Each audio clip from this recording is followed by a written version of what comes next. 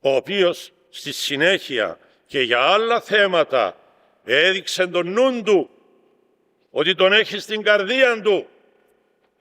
Και αυτός και πολλοί άλλοι αγιορείτες, όπως ο Μέγας Ηγούμενος του Αγίου Παύλου, ο γέροντας των ηγουμένων, ο πατήρ Παρθένιος. Και στο πρόβλημα 3 χρόνια που ταλαιπώρησε όλους μας, του COVID και του εμβολίου, στη σωστή γραμμή ο Πάτερ Ευθύμιος. Βγήκε από τον εαυτόν του και έκαμε αυτόν που έκαμε και ο δάσκαλός του, ο Άγιος Παΐσιος, έγραψε και είπε στον κόσμο, μην εμβολιαστείτε.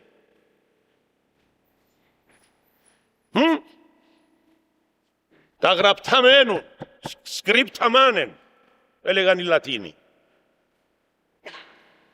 Λοιπόν, και στο θέμα των Ουκρανικών, επίσης εστάθηκε σωστά. Να μην αδικήσουμε, λέει, τον Ονούφριο.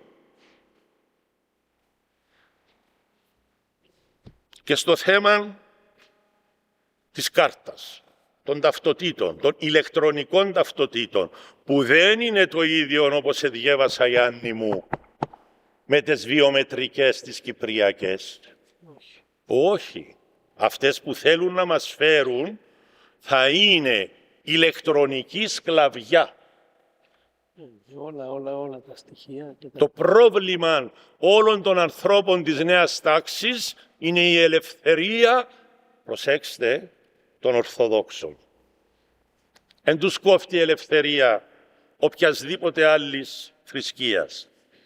Η ελευθερία των Ορθοδόξων, όπου βρίσκεται ο Ορθόδοξος, από την Αμερική ως την Ιαπωνία. Γιατί, ξέρετε γιατί? Γιατί ιδιαίτερα των Ορθοδόξων? Γιατί εμείς τελούμε Θεία Λειτουργία. Κατεβάζουμε τον Θεό, όχι στη γη, λάβετε, φάγετε, μεστούν το σώμα. Έτσι. Μεστούν το σώμα. Υπάρχει Θεός, ο τέλειος Θεός και ο τέλειος άνθρωπος Ιησούς Χριστός. Και πειράζει πολλά το σατανάν του το πράγμα. Έτσι. Και θέλουν να μας εσκλαβώσουν.